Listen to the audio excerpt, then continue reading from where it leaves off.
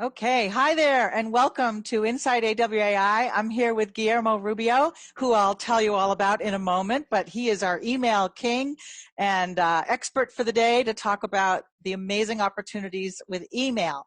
We also have Katie and Jade in the background doing the Q&As, answers for you as we go along, but really I want you to focus on the slides and the conversation to see what it's all about, and then we might cover your question while we're doing that, so you might want to save your questions to the end, but we will answer all of them at the end, I promise.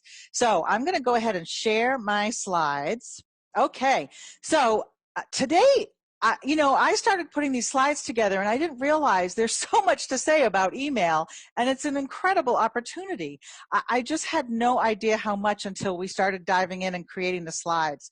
But before we do that, I just want to make sure you know who our guest is here, because Guillermo Rubio is someone who started with AWAI. I don't know, what year was it, G, when you started with us? It was actually beginning of 2007, late All 2006. Right. So just a couple years after I did. I was 2005. And he started writing for AWAI. He was a staff writer for a while. Then he went out on his own and he became a superstar in copywriting. I mean, he's had an incredible career, driving millions in revenue for Agora, Dr. Al Sears, for us, Early to Rise, Weiss Research. He worked with, he's been mentored by Mark Ford, our own Mark Ford, also Clayton Makepeace, and the legendary Clayton, and Jed Canty as well. And he really is an expert at email and all the different kinds of email companies need now. And by the time you're done with this presentation, you're going to be like, I never thought so many different types of email were being used or were needed. And he's also a frequent trainer and copy chief for us these days, and he still writes promos for us as well. And it's just exciting to have you with us today, because there's no one better to talk about email than you. So Glad yay. to be here. Thank you for having me. I'm thrilled to have you. So what we're going to cover is, you might be scratching your head when you saw this invitation, like email is a big writing opportunity these days, really? And it's funny because most people think, oh, email, it's so old school, it's just not the hottest thing. But let me tell you, it's hotter than ever. And we're going to tell you why. We're going to show you different types of emails and who needs those emails, who needs email writers, who get it, who understand how to not write boring stuff. I mean, think about all the boring emails you get all day and you just go delete, delete, delete, delete. Well, if you're talented and you're skilled and you learn how to write emails that rock, you will be the one who, you'll help companies be the emails that don't get deleted but that get acted upon. And we want to just show you about that. Then also what you can earn as an email writer, and some tips and Q&A at the end. So let's just dive on in. I'm going to cover this first part, G, but feel free to chime in if you want to. Sure. All right. So email, why it's more popular than ever now. G, I might have you mute your mic just for the moment because there's a whooshing sound. There we go. Thanks. All right. I went out and did a bunch of research because I was a little skeptical that email is this big an opportunity. So all of these expert sites out there, like Content Marketing Institute, they're saying, everybody uses email. You can probably relate to this. What's the first thing you do in the morning? You look on your phone at your email, or you go on your computer and look at your email. If you get an email from a family member, of course you're going to look at that. And if you're getting an email from a company you like, you're probably going to look at that too. Marketers, consumers use it. Boomers and Gen Z, everybody, politicians, teachers, students, job seekers, employees, pet owners. I talk about the pet industry a lot because I have a dog and I've written in the pet industry for years. And let me tell you, every single day there's an interesting email about pets, pet care, pet things going on. So the list goes on and on. Everyone uses email. Everyone reads email. And 99% of consumers check their email every day. I mean, I'd be shocked if there's anyone here that doesn't check their email every day. Maybe you don't, but boy, you're in the minority, because the great news is for us marketers and copywriters is that most people check their email every day, and more than 50% check it more than 10 times a day. And Pam, I'll stop Yeah. you right there. I think it's probably higher. Those are the people that were honest enough to admit it on the survey, but it's probably higher than that. Yeah, and if you have your email open when you're working, it's constant, like ping, ping, ping, ping. I have the sound off on mine because that would drive me cuckoo, but I'm always aware of new stuff coming in because it's bold, unread. And I'm guilty of feeling like I have to respond for the most part, especially at work. You don't want to ignore it. So we're constantly checking email, even on the weekends. When I used to work in the veterinary industry, we had it was an association that I worked for, a trade association for veterinarians, and we would run campaigns about this big upcoming conference. And I said, let's run them on Saturday and Sunday. And people are like, nobody looks at email on Saturday and Sunday. Oh, how wrong they are. People look at email every day, every single day. Actually, on the weekends, you might have a better chance of breaking through because not everyone's thinking, oh yeah, people are on their phones and email on weekends, and so they break through more. So the thing too is that it's a mobile thing. So for nearly a quarter of all smartphone users, and gee, you may even say more than that now too, email is the first thing they check on their phone in the morning. They've got, notices that there's new messages that have come in. So of course they're going to take a look. And some of it's just junk and you go, boop, boop. But a lot of it, could be something you really want to know about. Most people prefer email over any other kind of communication from companies they want to hear from. Isn't that amazing? Look at this chart. I grabbed it from Marketing Sherpa. Email is by far the most preferred way of hearing from a company. 73% of millennials prefer to receive email. 70% of consumers in all walks of life prefer email as their source of business communication.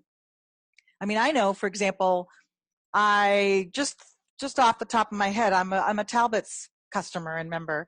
When they send me something that's 40% off, I'm interested in that. It's not just spam because I'm actually interested in that. That's a business I like and follow. So when you think about all email being junk mail or spam, every niche, every company has followers that don't feel that way about it. They actually want to hear from the businesses they like. 61% of consumers enjoy receiving promotional emails weekly. Can you believe that? Well, if you've seen emails from us and you've responded, that kind of makes sense, right? Like I just said, Talbot's, if I get something about a great sale or a new product, I'm actually interested in it. I enjoy it. If I get something about my dog, I'm going to pay attention. And so email it's a real paradox of myth versus fact out here on email. And then email, now here's a surprising thing, because you would think social media, video, YouTube, search, all of these things companies are doing to get attention, email tops all of that, all media for return on investment. So 80% of professionals in a survey by emarketer.com said that email marketing drives customer acquisition and retention. So that means getting new customers and retaining your customers. Every dollar spent on social media, businesses get back about $1.17. That might be on ads that they're running on Facebook. And that's okay. But look at the difference for email. For every dollar spent on email, businesses get back $38. That is a great return on investment. It's so worth it. And if the emails are riveting and focused on the member or customer, and something of value, not just blah, blah, blah, something of true value to the member or the prospect or the customer, that investment is so worth it. Because you've always heard probably the phrase that it's a lot easier to upsell or keep selling to happy customers than it is to get new customers. Well, email is the strongest way to keep in touch with your regular customers and sell them something new or give them a reason to come back and buy more, all of that. So I just was shocked these days, 2020, email tops all other media. Pretty exciting, huh? So Well, and now, that's the thing is all these stats aren't like from 10 years ago. These are like all from 2020, 2019. Yeah. So this is like very recent information. Absolutely. Oh my gosh. Yeah. I made sure that when I was looking for stats to put on here that they were very recent. Trends for 2020 or email, you know, top statistics about email. I made sure they were recent because I want to tell you what's happening right now.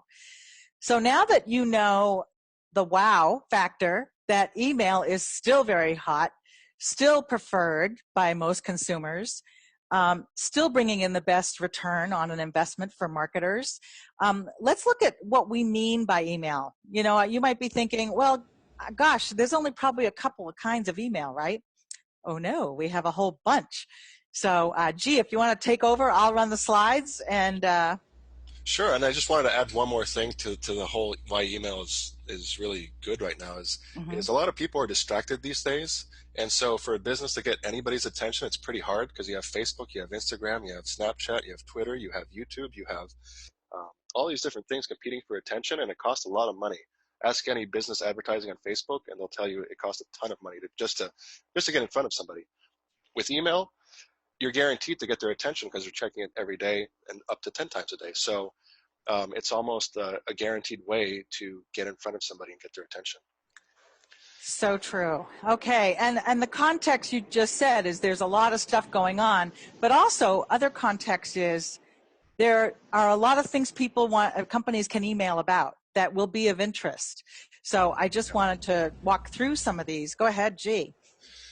All right. So when people think email, they just think it's a simple old email. But the truth is, like Pam said, there are a ton of different uses for email, which is why it delivers such a high return for companies. And so the first would be email campaigns. So typically this is a series of emails that can be like 3 to up to 20 emails. It just depends how long you want your campaign to run. And these are used for product launches.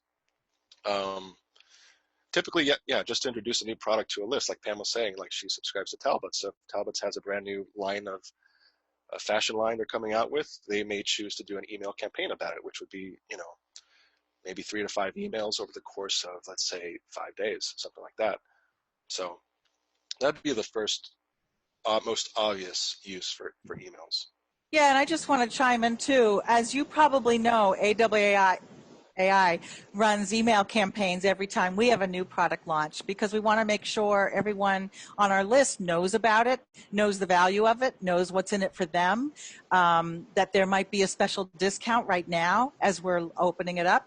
And then last chance to act if there's a time limit on, if it's something that's going to start live like in a couple of weeks, we do have to have people sign up by a certain date. So you'll see us trickle emails to you, and that's very common because it works. It helps communicate what we need to, and people are looking at email, right? So any kind of company can use email campaigns for introducing new products or services or anything that they want to. Absolutely. And so the next kind of campaign you would have, as opposed to just introducing new products, would be a flash sale. I'm sure you guys get plenty of these around Black Friday, right? You get tons of companies saying, flash sale, everything 50% off, 40%. And so typically, this can be a simple email like this, like you see here, just an image, or it can be a series of emails, with a countdown to when the flash sale is going to end. And so this is a great way for companies to basically generate a bunch of revenue in a very short period of time because people will usually flash sales like this will do very, very well um, with our Especially customer list. to fans of the Exactly. company. Yeah. Yeah, like I wouldn't be caring about a shaving sale. Not so much for my beard, but that's why, you want to make sure your email is absolutely focused on the prospect in the best way possible. All right. Welcome and onboarding. Right. So that brings us to another good point about email. So it's not just about making money. Email is also a great way for companies well, let me back up. So in marketing, people buy from people they know, people they like, and people they trust, right? So you're not going to spend $1,000 with somebody you just literally met, let's say, uh, on the street. It wouldn't be until you trust them you would actually feel comfortable making a transaction with them. So it's the same thing online. And so what companies do in order to develop that relationship is they'll have what's called welcome or onboarding sequences. And so these sequences just welcome you to the family, they welcome you to the business, they thank you for, trusting them with your email, and they're kind of like let's get to know each other type emails. And so here's an example of one in the financial industry, just kind of welcoming you to this particular free newsletter. That's great. And another thing too with an onboarding is you're actually showing the person who signed up how to consume the product they're interested in. So it's a welcome and a warm kind of person-to-person getting to know us, but also it could have very important instructions. Go to this page first, sign up here, make sure you download the free report we offered you. You know, how to, it's so important really on making sure the person who raised their hand and signed up and trusted you with their email address, then you guide them on a path to happiness with you. You right. know, And typically these can also be multiple emails over the course of a week, 2 weeks, or even a month. I mean, there's some people that'll have like 30-day onboarding sequences. So there's a lot of opportunity here for writers as well. yeah, I mean, there's nothing worse than a confusing email that you get after you signed up for something. I've seen it myself where I signed up for, I can't remember now, a free subscription or something like that. And then the first email that said, welcome, I didn't understand how to access what I needed. And I didn't understand, you know, I forgot that I'd signed up for it, honestly, because it didn't restate the benefit or the promise that I had originally planned to sign up for, or the reason I was, you know, encouraged to sign up. So someone who understands how to write this is worth gold, because a lot of companies don't get it, or they wreck the opportunity. So that's why we, you know, companies are so excited to meet writers who understand this mission of an email. Each one, they're all a little bit different. And if you can understand the different missions and really study what you're getting and understanding what kind of email this type is that I just got, you'll be a great writer and a great resource for clients. So the next kind of email you can have is an upsell email. So basically after somebody makes a purchase, you can give them a special offer to basically upgrade their purchase. In this case, for Evernote, it's upgrading to their premium subscription. But you can do this really with anything. Like, let's say it's a physical product. Maybe the upsell can be want to buy two and get a discount on that second one. It could be a bonus or report or video series that makes sense. So, I mean, these are great ways for a company to just, I guess, boost their revenue from the initial sale. Yeah, and one big thing I notice with a lot of upsell emails I get is that they don't really excite me as to what's extra. If I've been using the free version of whatever it is, and it's been perfectly fine for my needs, and I get a really boring upsell email, I may never give them my money and go to a premium one. So, you know, it's got to be exciting. It has to be worth it for that person to go from free to paid customer. And a lot of companies fall flat on that. So again, this one's pretty good. You're going to, you know, get some benefits if you upgrade, and it's things that you want could even be stronger. I like don't miss out on the things that you're missing, but it could even be stronger on what those missing things really mean to me in my day. Because right now it's like, oh, the free one's fine. So again, copywriting is critical here. Definitely. And then, so this brings me to another point here. So in the email marketing world, there are what's called automations, or I guess you can call marketing campaigns. And there's also what's called broadcast emails, which is just an email you send out to everyone on your customer list or prospect list all at once, just one time. And so this would be a standalone offer email would be a simple broadcast. It's just one email you send once, and in this case, it would just have an offer to do something, whether it's to download a free ebook like you have here, or it could be to purchase a low-price product. It could be any number of things, but this is just another application of an email, especially if a business has a lot of people that are just prospects and not customers. This would be a great way to convert them into becoming a customer. Yeah, so this one, I'm actually a member of Trello. We use the Trello board for a lot of our production tracking. And I like this email because it's time sensitive. It's, you know, it's very timely right now. A lot of us are working remote. remotely, I should say. A lot of freelance writers get to work remotely. I get to work remotely. It's a big deal now. And so the ultimate guide to remote work is very timely for me. And then I love the button. I love the button that says embrace remote. It's not just click here or learn more. It's kind of got a little bit of fun personality here. Embrace remote. I embrace the remote lifestyle big time. But I just love that that has a little bit of fun in it. And they pretty much put out fun copy because that's their style. So once you get that ebook too, I'm already a member of Trello, so they might be trying to upgrade us after I download the ebook, or if it's another kind of business-to-business company, they might be using this as the first step in a series of lead gen type, and I'll explain lead gen a little bit more. In business-to-business in particular, they run long campaigns with different pieces because the prospect may be buying a $100,000 piece of equipment, and they're not going to just read a sales letter and go, yep, I want that $100,000 piece of equipment for our company. No, they go through a whole series of investigating and thinking about it and comparing competitors and bringing it up to their board of directors or whatever. So email is one piece of that.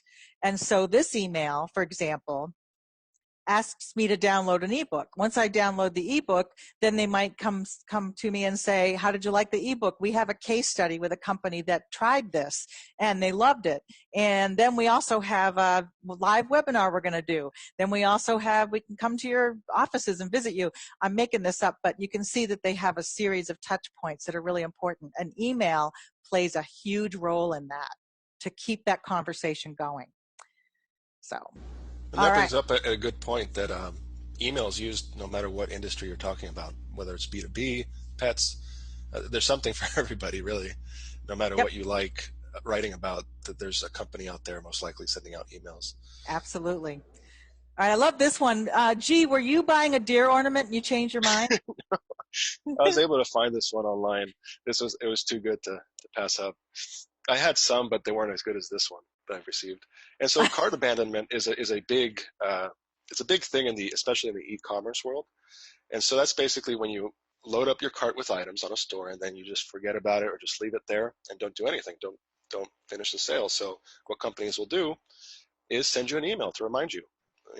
It could be as simple as this: we noticed you left something in your cart. Would you like to complete your purchase and buy that deer ornament? So and that's the other thing I want to bring up, that all these emails, you've noticed that it's not long copy. Most emails are 200 to 500 words, and they're usually fun to write because most companies like you to infuse personality in them because it is such a what's the word?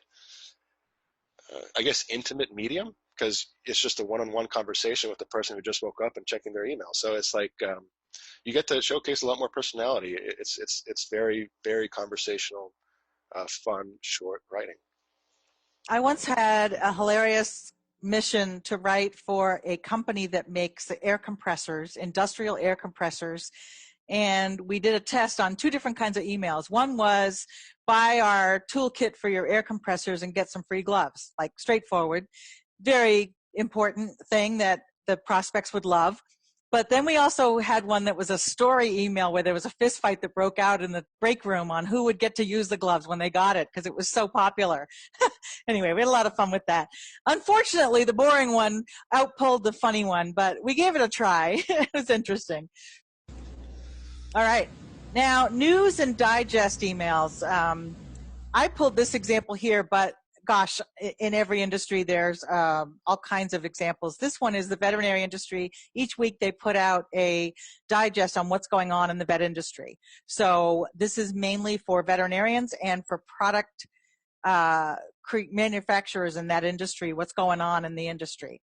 But gosh, there's the Click, CLIKK, which is a daily digest of what's going on in digital marketing. So any type of field, you can expect to see digests like that. And if they're interesting and really good, you will read them. I read Click every day. Who can imagine that? But they're short and fun and interesting and full of great ideas, so I read it every day. G, do you have any digest kind of background on that? It is something that's becoming more popular again, having digests like that. There's a company that I believe is run by the Motley Fool called Morning Brew, and that's a great one. The Ah, way how they weave the news of the day, they curate it for you, and then in between they have ads, but as you're reading it, you don't realize you're reading an ad for something for somebody who's sponsored that particular space. But yeah, this is another big opportunity too, just writing actually content like this for businesses as well that gets sent out via email. and what happens in this particular digest example is it's just a series of headlines about what the different topics are, and then you'd click on the read more and go to a web page with the stories in much longer detail. So it's almost like a two for you, because you'd be writing the digest short version, and then you'd probably be hired to write the landing page where all those articles live. In the sense of the other one, and I don't know about Morning Brew, but the Click one is a digest in itself. It's very informative in itself, right in the email. And then they do link you to other things if you want to know more, but you get a lot out of it just by reading the email alone. Is Morning Brew like that, or more like this? It's more like what you just described. It's not as much like this. There's actual, copy and content where they're summarizing everything, all the most important things that happened, I guess, in the world yesterday or that day or whatever, with some ads sprinkled in between that feel like news. Okay. And what I want you to think about this, you guys, if some company is doing a daily digest, they've got to have writers that help. I know that the Click has a little team of writers doing this every day because there's so much to write about. And so companies are looking for writers who can do this. They don't have probably people on staff that can do this every single day. So the opportunity is And huge. typically they don't have people on staff that can do the actual email marketing Mm-hmm. campaign type stuff either. Right. At least to a really high degree of quality or results getting. Yep. Like you. We don't have a lot of you out there. We need more you. We need more G. And that's the other thing. One more thing is that you mentioned how you get paid to write this email and the content, and that's the other good thing about email is that typically the emails are part of something greater. They're usually linking through something, right? And so oftentimes, if you can prove yourself as an email writer, you'll be writing the thing it links to, whether that's a sales page, landing page, opt-in page, ebook. Um, you could end up with multiple projects in addition to the emails. Yeah, now that I think about that, I want to go back to this. Where'd it go? Oh, well, I'll get back to it. This here, yeah, this is the one I wanted to talk about. So this email is very brief and wonderful and promoting an ebook. The question is, what happens when they click? You go to a landing page where you're going to sign up and download the ebook. And then, so someone had to write that. Then you think about the ebook. Well, let me see now. Do you have someone who can write an ebook? No, we need an ebook written. Okay, cool. And then once they read the ebook, what happens next? So you can see how email writing could create a chain of work for you, because it always leads to something else. So that's pretty cool. I'm glad you mentioned that, G. All right, now, who needs email writers that know how to get results? Let's first talk. Everybody. Yeah, no, you blew my punchline. No, I'm Oh, kidding. First, I want to explain what we mean by results, right? Because you may not understand what that phrase means. And in the email world, open rates and click rates are two measurements of results. So if the subject line is compelling and relevant to the member and giving them a reason to pay attention, they'll open the email. So that's an open rate.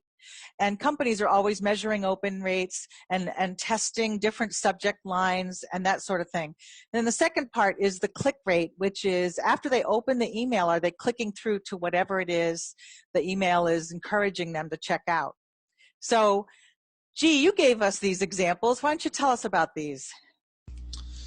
so yes, these are actual results. I helped a client in the financial market achieve with email campaigns, basically. Mind blowing. Okay, 1.2 million in just 35 days because the email drove traffic like crazy and Right, and purchasing. that's the thing that with these emails, um, you can actually, a lot of times clients will combine them.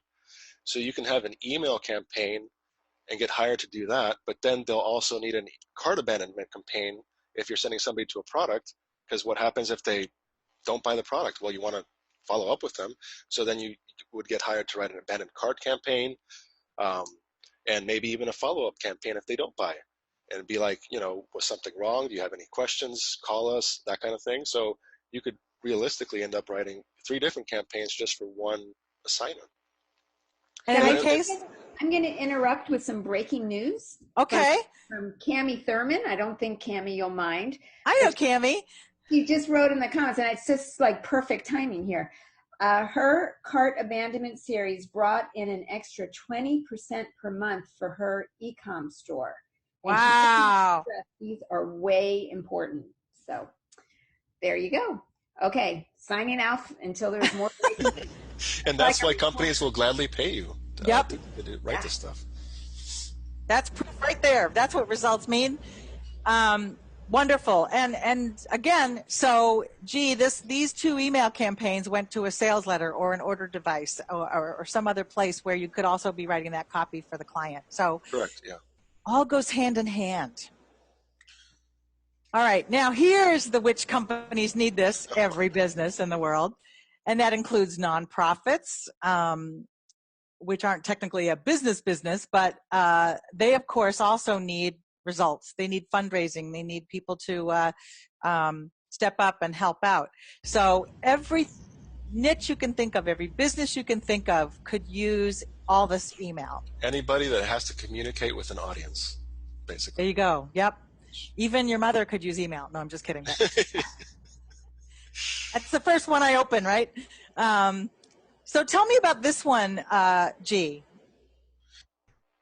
Oh, I think this is the kinds of companies that can use it. So obviously direct response companies and companies that run subscription box type model businesses obviously use emails. So this is just an example of that kind of company sending out an email.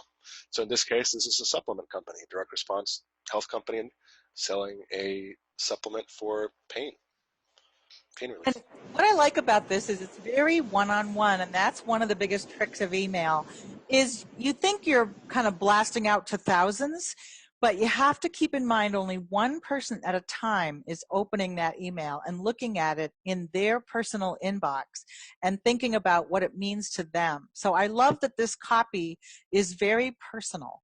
If you have tingling, numbness, or pain, here's good news. The problem is, as you get older, your nerves are transporting messages less effectively. Click here to find out what you can do about it. That's been shown to work. If this is something that you suffer from, numbness or pain in your hands or feet, this will definitely speak to you. Now, it might not speak to someone who doesn't have that issue, but that's not the target audience here. We're talking to people who have raised their hand, signed up for information on how to help with this kind of a problem. So the email is very personal to that issue. And just a quick tip. So this is an email address I use just to get a whole bunch of emails to have a swipe file. And any of you can go do this. Just open up a new account on Yahoo or Gmail and go sign up. Go crazy. Sign up for every single free ebook, every single free webinar, every single free anything you can find online. And you'll soon have a complete marketing education there in your inbox. Yep, and you'll be able to pick out what resonates with you. I mean, I love that idea, and I love signing up for things you truly are interested in, because then you'll see what resonates with you as great swipes versus me. Like, I don't get shaving messages, but G does. I get dog messages, So sign up for things that interest you. Or if you want to write for a client, sign up for things that are in that client's realm. Oh, for sure. And for sure, sign up for that client's newsletter or free whatever. Mm-hmm. And if you see an email, this is a bonus tip, if you see the same email sent out more than once, then pay special attention because it's most likely working very well. Right. So you want to study the ones you see often because those are winning emails. Good. Now, retailers and e-tailers use email, as you know, as a consumer, I'm sure. I'm a member of Sephora.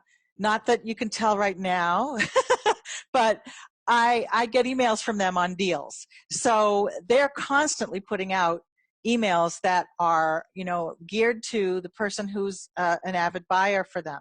And they've got, it's kind of blocked by my I can't quite see the very top subject line, but there's a promise there because I have all these controls in my face. But oh, it says this launch is a big deal. Get a trial size with $35 product purchase. So okay, it's a very great, direct offer.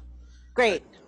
And a trial size of what? That's why you have to open the email. You're like, I like what Sephora sells, so now I need to open this email and see what they're talking about here. And they're talking about a skin primer here. But see how they didn't say that actually in the subject line? It was very teasy. It was direct, but it also teased with, you know, trial size of what?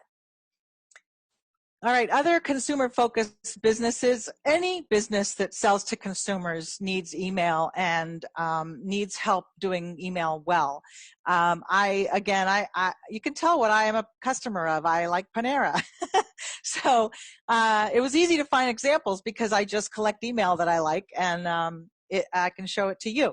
But Panera Bread sends out all kinds of things because I'm a member.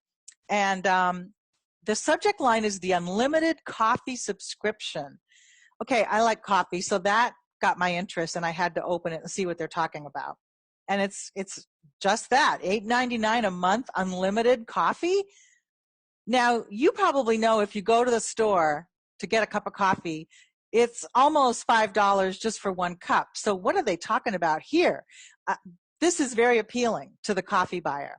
So that's the kind of thing you want to do. You want to think about what that customer really is passionate about or interested in solving and provide emails that hit right there. Anything to add there, G? Yeah, you'll notice that in these subject lines, as Pam said, there's something that grabbed her. And so I'll just give you a tip right now.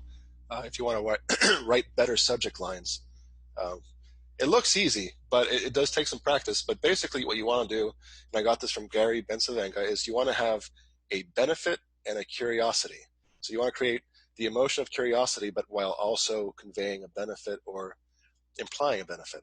So if we go back to, I think the Sephora, you know, they say Right there. this is a big deal. Yeah. And they're juxtaposing big deal with trial size. So there's two different things. Just one thing that's big, one thing that's small. Creates a little bit of curiosity. And the benefit is you get it for a low price, $35.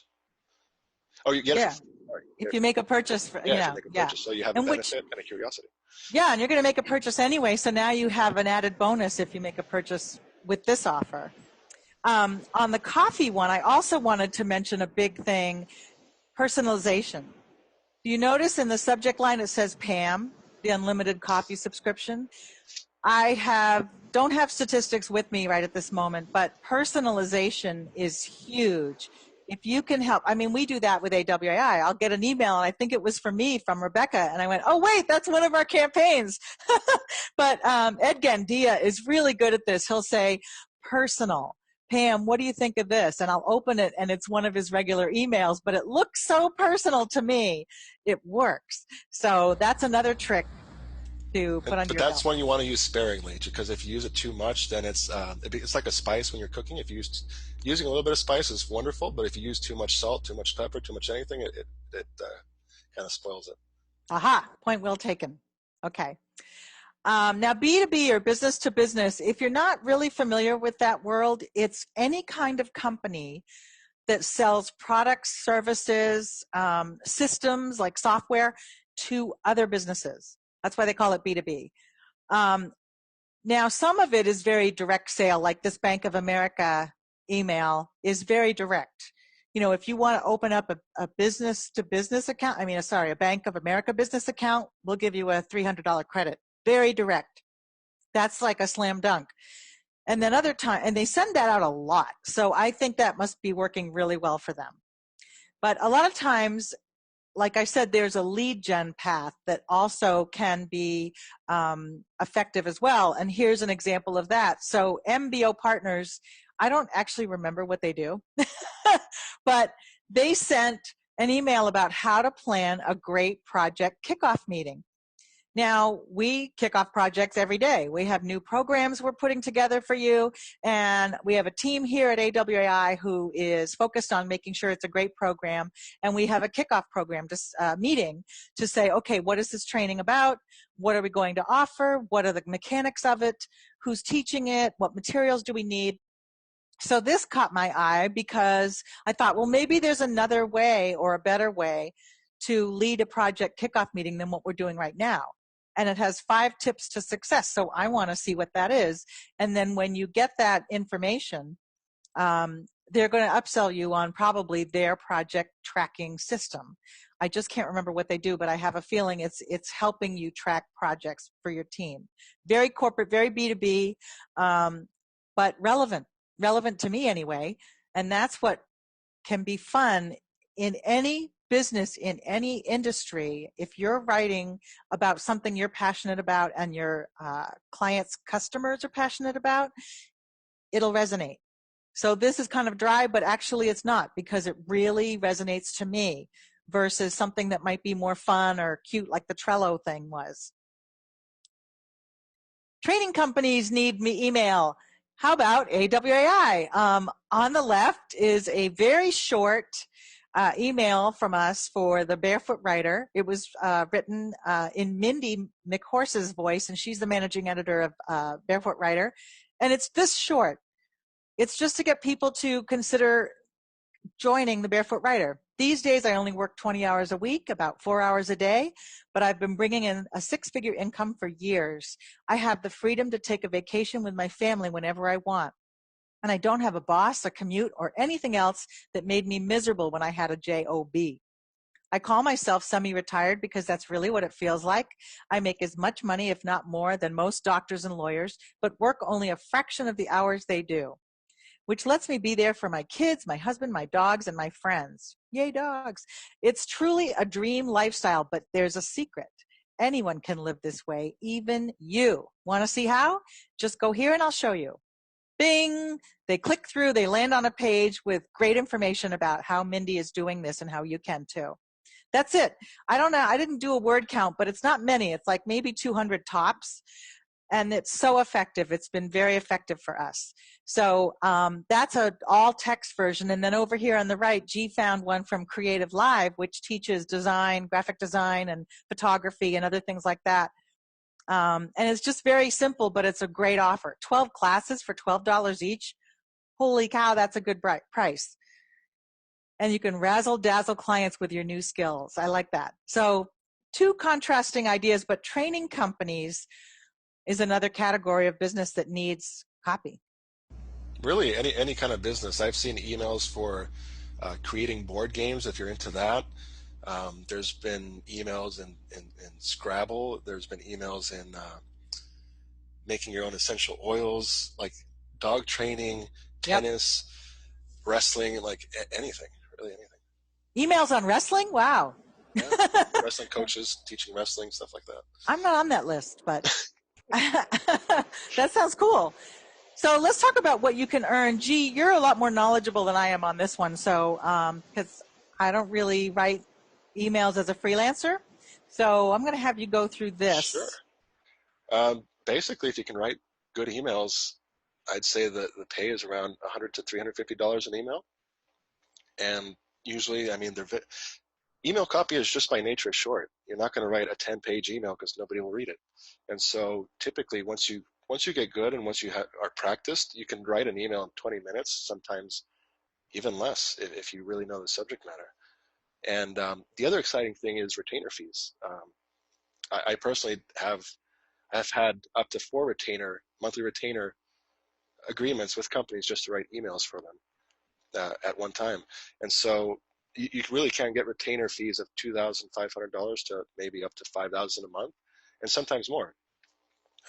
Can you explain what retainer means? Because I'm not sure. Yeah, so because companies need emails so often and so much of them, it's just in their best interest to just flat out pay you a monthly fee to just say, hey, we need this email for this. Can you write it? Hey, we need email campaign for this. Can you write it? Versus reaching out each time they need something and then agreeing on a specific project fee for that thing. It's just easier. And many companies will prefer to do that once they find somebody that they see understands the way their company works and their audience and those kinds of things. And what's beautiful is it's ongoing. So what kind of volume of emails would you write for these kinds of fees as a monthly retainer? It really depends on the client.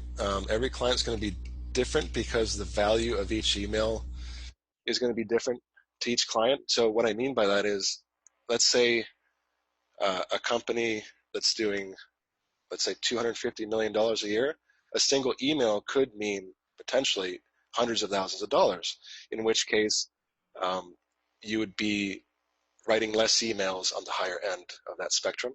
Okay. As where a company that's, say, not making $250 million, maybe they're making $10 million. Well, now a single email may be worth, let's say, $5,000 to $10,000. So you may be writing more emails for probably closer to $2,500 to $3,000, and that could be anywhere from maybe 15 emails a month to maybe 40. But again, Wow, it's okay. short copy. Right. You can write an email in 20 minutes. And oftentimes, a lot of the emails and email campaigns are kind of follow a very standard kind of framework. Right. So it becomes even easier once you understand the frameworks that you need to use to make these emails effective. Mm-hmm. And then that's when you can really write emails in like 20 minutes or knock out a 10 email sequence very quickly. Yeah, I mean, one of the examples I showed you in B2B for a report, downloading a report, let's go back. There were maybe like 4 paragraphs. Let me just go back real quick. Okay, this one is a good example. 2 paragraphs. But like how long would that take you to write? Like, seriously. I know. And the 2 paragraphs, as long as you know the benefit for the prospect, where you want them to go next by reading this email, and that kind of thing, I mean, that's 2 paragraphs. Think about it. And it's probably worth a lot to this company because they're getting leads from every click to this, which could turn into major sales for them. Right, and that's why they're willing to pay that money. If they weren't going to make anything from it, then Right. we wouldn't be talking here right now. Right. Yeah. All right. Now here's a big one: how to find email gigs. In general, whenever we're talking about how to find clients, we have a whole bunch of sessions that we've done on Inside AWAI, and this category of landing assignments and building your business is where you will find them. So if you go to Inside AWAI or you Google it on our page, search for it on our page, you'll find all of our previous sessions. Many of them are about getting clients. So it's hard to just answer specifically to email. It's more about getting clients that need good writers who can create results. Email is part of that. But let's say companies email you. You're a member of a club or you're a fan of a company and they email you, and you're just seeing a trend of kind of, there's so much more you could, that they could be doing. And maybe you reach out with a great idea and say, hey, I'm a member or customer of yours. I've got a couple ideas that might make your emails really rock. Would you be interested? Now, 2 things will happen. One is they'll say no, and that's kind of not really smart on their part. Or they may go, heck yeah, why not? Let's hear it. And then, you can make your case and offer ideas. That's just one approach. What do you have here also, G? Email other potential clients. Yeah, just email other potential clients, LinkedIn, reaching out via LinkedIn. Events like AWAI's Bootcamp is wonderful. And job boards like the directresponsejobs.com and other places. There's lots of companies nowadays looking for copywriters to write emails for them. And I'll also add that landing clients with email is a lot easier than trying to land a client to write a direct sales letter for or any other kind of project, simply because on the company standpoint, it's so if you had let's say $10,000 to bet and you had 2 options, you'd want to go with the sure thing versus the thing that's not proven, right? Because it could be a lot of money. So it's the same thing with the client. If you're not a proven writer, to spend a lot of money on a sales letter, it's going to be a little tougher sell to the client. As where email, there's very little risk involved on the client's end. So for them to say yes to you, to hire you to write maybe 2-3 emails, it's win-win, because for them it's low cost, low risk, and if you turn out to be a great writer, then they can just, usually what will happen is they'll start piling on more and more work. They'll be like, well, we also have this, can you write that? And we also have this, can you write that? And then eventually that's how you develop the relationship with them. Yep. Excellent. And for job boards, if you're wondering what we mean by that, there are companies like Indeed.com and simplyhired.com where if you go on to and in the search and put copywriter, content writer, email writer, you'll find jobs that match that, where they're looking for skills, either an in-house staff writer or a freelance writer that have those skills for them. There's also Facebook groups. If you guys go on Facebook and just start searching different marketing groups, you'll find a lot of people that are looking for copywriters. Good point. Yes. What kind of groups? Like, can you name a type of group? Not off the top of my head right okay. now. You could just search for marketing. Yeah, you could go in the group section and type in marketing. Marketing or ad digital marketing. Yeah, there's lots of groups that you can find jobs like that. I hadn't thought of Facebook. I always think of LinkedIn, but yeah, I've landed a few clients just from Facebook, just basically from the groups like that. So it definitely works, and it's a low risk way to do it too, especially if you're introverted like me. I wonder if calling or yeah. Oh, I hate cold calling, and I'm not an introvert. But I think we maybe want to do a Facebook at some point session, how to get clients through Facebook, because we focus on LinkedIn so much. I wasn't really thinking of Facebook as a great place. So keep that in the back of my mind. Now it's time for Q&A. We've gone through a lot of material here, and I'm going to stop sharing my screen and open the floor for questions. Okay, if you don't mind, I'll just run through them. I kind of have some organized. Great. There were quite a few, and I'm going to group them together. So if I don't answer your exact question, hopefully I'm covering it. There were quite a few questions about graphic design and what's the responsibility of the copywriter, what's the responsibility of the marketer. And so Guillermo, from your experience, how does that work? If there are graphics in an email that is sent out, are you submitting that, or is the client submitting it? You can submit it if you want, if you can find an image you like, especially if you want like one of those animated GIFs you see sometimes in emails. But for the most part, that's on the client side. As you, the copywriter, I'm going to say 90% of the time, it's just going to be plain text. You really don't have to worry about design. It's just an email. Like the e-commerce stuff, you maybe want to model stuff that works, but that's typically just one big image with, yet again, text on it, and that would be the client adding your text to the image that they want. Right. Yeah, I want to add a thing too, is that a lot of clients will have an email system like MailChimp or Constant Contact or something like that, and they quite often will have a designer on their staff or somebody on their staff who does the automation and the setting up and the sending out.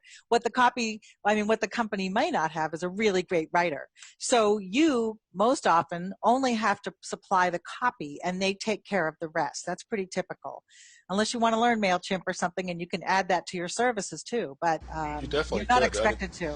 There's people that have full-time jobs just running the email, the technology, setting up the emails, setting up the automations, segmenting, tagging, like all that stuff that makes email marketing possible. Right. And just to close on this one part of it, but there's more of the technical stuff coming. Like Brenda was asking, is it ever where you're provided an image and then you tailor your content around that? And I mean, I'm sure that I would imagine that could happen in some e-commerce, or like if it's a catalog or a product or something like that. But in most cases, it's the copy that comes first and then any supporting graphics. Right. The company's hiring you for your email writing skills, not necessarily your design skills. So if that's something you do not have, I wouldn't worry at all about it. I would worry more about being able to think through an email campaign and come up with the ideas that would drive the results behind it. Although just one quick thing, catalog, I'm glad you mentioned that, Katie, because I used to work for LL Bean, and actually we did work off a product sheet. Like, here's a beautiful dog bed. I used to write for dog beds, and here's why it's so great. So you work your copy off of that, and you might have an image to go with it. I think that's limited really just for it is, yeah. I just want kind of catalog type mentality and e-commerce. Yeah. Justin's asking, any recommendations for best platforms to help clients get set up or be successful? He uses HubSpot, but again, I'll let you guys answer that. That depends on the client and what industry they're in. Some email service providers are better than others depending on the industry. So like for e-commerce, you probably don't want to be using MailChimp. You might want something more sophisticated like Klaviyo. Most digital marketers or digital information publishing companies will use Infusionsoft, or HubSpot is the other one. There's a whole bunch of them, but they all pretty much do the same thing, but some just have bells and whistles that are better suited for particular Right. industries. And, assume that the company can do this. If they can't, you might want to look for somebody that does it. If they're not set up yet, you're really putting on a different hat and instead of just being the copywriter, you're actually being like a marketing consultant as well. And there are other avenues. Just starting out, I would go with companies that are already doing. You don't need to create the wheel for them here, in my opinion. Right, and that would just be creating more work for yourself for not necessarily much more pay. Yeah. So I would just stick with the writing emails because you can And make quite a bit. there are it's automated, but there's technical things that need to be really minded and paid attention to, and make sure like all the links are correct, and and all those little details that you don't want to be spending your time on, in my opinion. You want to be writing the next one, and then writing the next one, and letting them take care of all that. There's one question as far as, do you ever get royalties on emails? Is that a possibility to set up a royalty deal? It is. I've done it, but it is rare, so I wouldn't expect it. But it is possible once you have a very good working relationship with the client. Yeah. And my answer to that was, if the email actually closed the sale, then I think that would be more reasonable. But if it's driving to a sales letter that you didn't write, or a landing page, then the royalty would probably end up with whoever wrote that. But again, you're getting a great fee for a short amount of work, and where you have the opportunity to create some volume. Shelly is asking, can you talk about subject line best practices? Oh boy, that's a big topic. All lowercase, uppercase. I mean, there's so much, and that is an ever-changing thing. Guillermo, are you going to be talking about that in your your certification? Yeah, we'll talk about subject lines. Really, the more important thing is the idea behind the subject line than the technicalities of it. Typically, obviously, you want it to be between 40 and 60 characters, so about half a tweet. And you typically want to make it seem as personable as possible, like it's coming from a friend. So a friend wouldn't, use title case, where you capitalize every beginning letter of every word. Or all caps where they're shouting at you. And the reason for that short character count is because when you're looking on your phone or your Outlook on your laptop, it cuts off at a certain point. And so you don't want to have it cut off. It's more important to have it all seen. So it's better to be short. We have a question. Would you describe the ways each of you have developed and maintained relationships with your email clients? It's a good one. What was the question again? How have you developed and maintained relationships with your email clients? And I can answer for Guillermo. He delivers great emails, and Pam is on staff, so she's part of our faculty, so she's delivering great emails too. So I mean, you do the work, you be professional, you hit your deadlines. Those are the best ways. You bring ideas to the table. Ideas, yeah. I was going to say ideas. Break through all the boredom out there and come up with some really great ideas that are appropriate for your market. I'd agree. That's all there is to it. Just produce good work, which is what I want to teach you guys. The thinking that produces the good work. The thinking that produces it. Francois is asking, what is the typical open rate and click-through rate that a client would be happy with? Big answer, big question, but how would you respond to that? Again, it depends. Every email list is going to be different because every company has a different relationship. But typically, you'll see 15 to 20 something percent. We'll call it 10 to 20% would be average. Good would be around 30 plus. Really good would be 30 plus. Different industries, you can find online that different industries have different rates too, average rates. Like hotels may have a whole different thing than B2B might. So there's that to take into consideration. It depends on the price of the product, the sophistication of it, how well is it an introductory, is it an existing client? There's lots of variables there. It also depends on the kind of email, because a flash sale email is going to get more opens, or a welcome email that shows you how to, access your product is going to get a way bigger open rate than an email that is more cryptic. I'm glad you're thinking in those terms, though, because you do want to be aware of that, and you want to shoot for the strongest numbers that you can. But I wouldn't let that psych you out now, or worry about it. It's not like you're going to be quizzed on it. You know, that all happens organically as you're learning about projects and what the expectations are. Susan is asking, do you have a template for a retainer agreement? Now, I'm just going to jump in for a minute. We have a great program called Essential Business Templates Made Easy, and there's lots of contracts and what am I trying to say? Letters of agreements and things like that. I don't know if there's one specifically for a retainer. There is. Oh, there is. Oh, there perfect. is. Yeah, we have a retainer agreement template in that. Okay.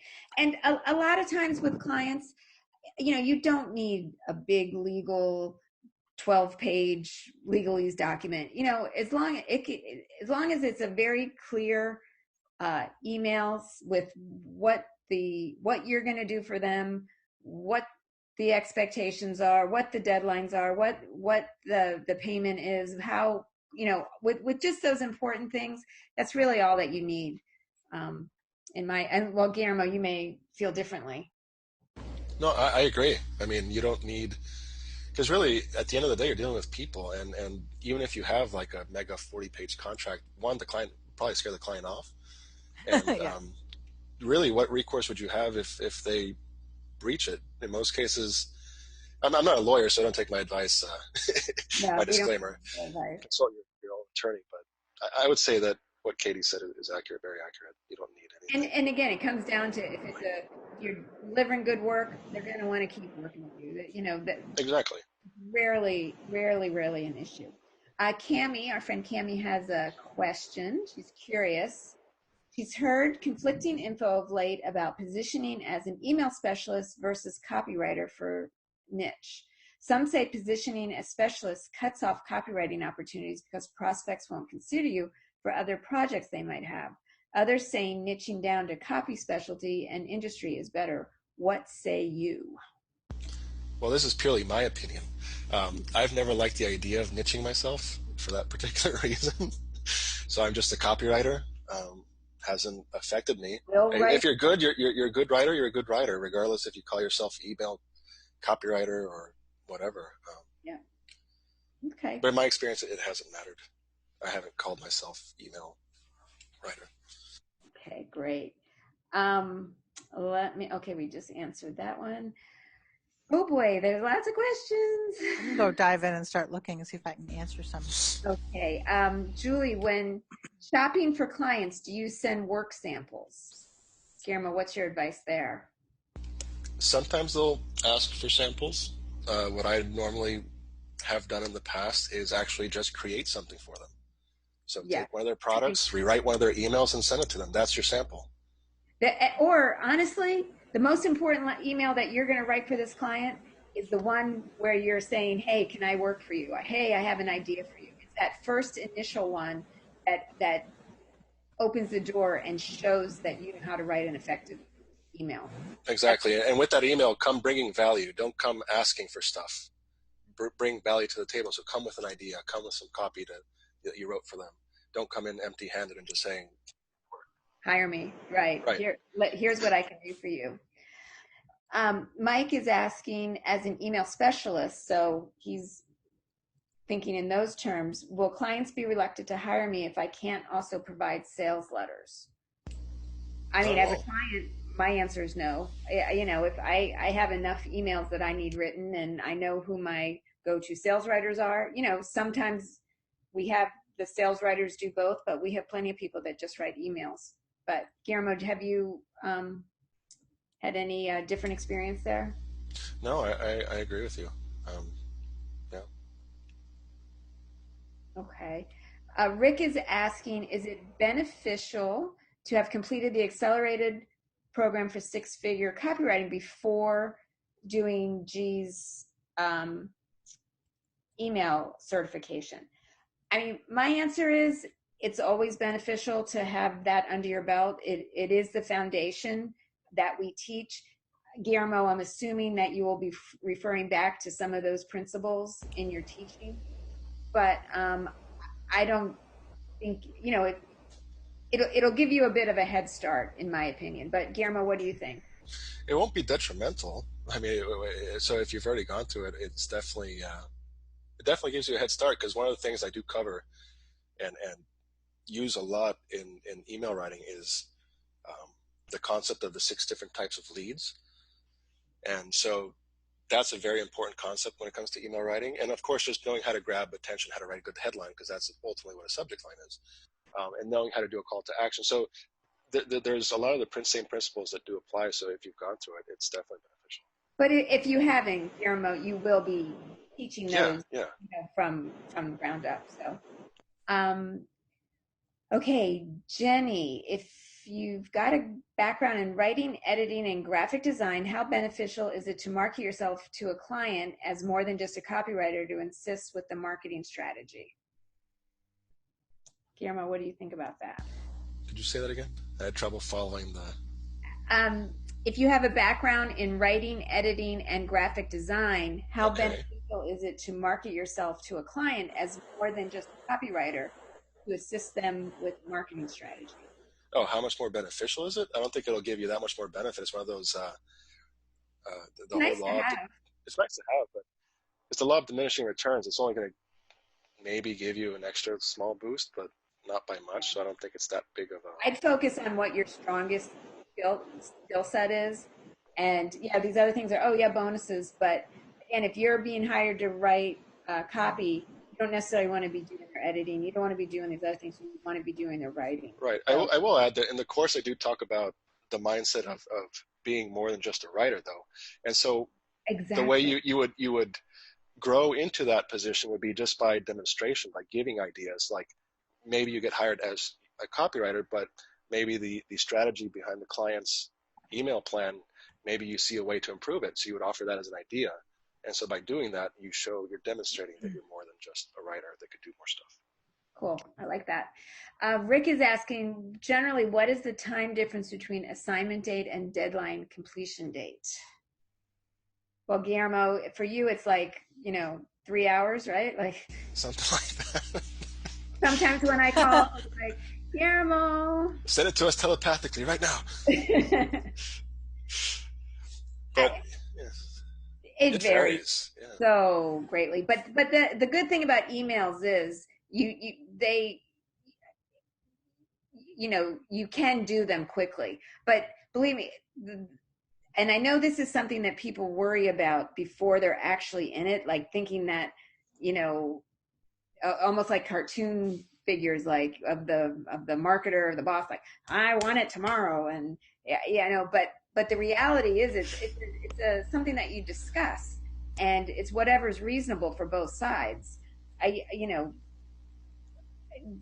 You're not going to be given a deadline that you can't, if you can't do the deadline, you can say, hey, you know what, that doesn't work for me. Either, maybe this isn't the one for me, or I need, a couple extra days to make sure that I'm going to be delivering the best work that I can give for you. But, and the more familiar you are with the company, the more you work for them, you will be able to do them quicker. But, again, it's a collaboration. It's not like a conflict kind of thing. Right. And I just want to add to that with email writing, you also don't have back and forth often, like with trying to figure out the headline and the big idea and the lead, and like maybe there's revisions. So that, there's a lot less of that back and forth. So usually the stuff is done much quicker. Good. Oh boy. Okay. There's still we just have a couple more. So I'm going to put a last call out just because we're past the hour 15 minute now. Tim is asking, they're jumping around here. Okay. What are the best ways to perform research on your prospect in order to gain, oh boy, that's a whole nother webinar. Best ways to perform research on your prospect in order to gain insight into their desires. The best way is just to be one of the prospects, like go write for companies that you are a prospect for. Aside from that, I'd say forums, talk to actual customers, That's one of the best ways. Is just get on the phone with actual customers and talk to them. You just got to be as empathetic, put yourself in their shoes, go to the Facebook pages where they're hanging out, go to the forums, read the publications that they read. Again, this is part of the collaboration that you're going to have with your clients, because they want you to have all this information, and they're going to help you get as familiar with the prospect as possible. I'll just add one more tip, though. You just go to Amazon, search the top selling books in that category, that market, and then go read the reviews. Yes. Okay, so this is it. Last call.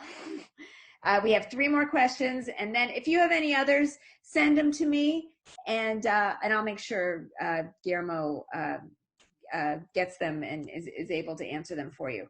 But Brenda is asking, how many, realistically, Guillermo, so she wants the download. Oh, let's get real now. Okay, real talk. How many different clients do you handle in a month?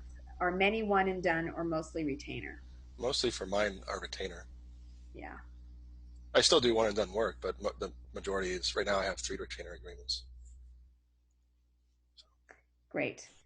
And again, it's part of managing your business. So, you can kind of stagger the deadlines. You figure out how to make that work, and you are in control of it. You have a voice, you have a say in how all that plays out.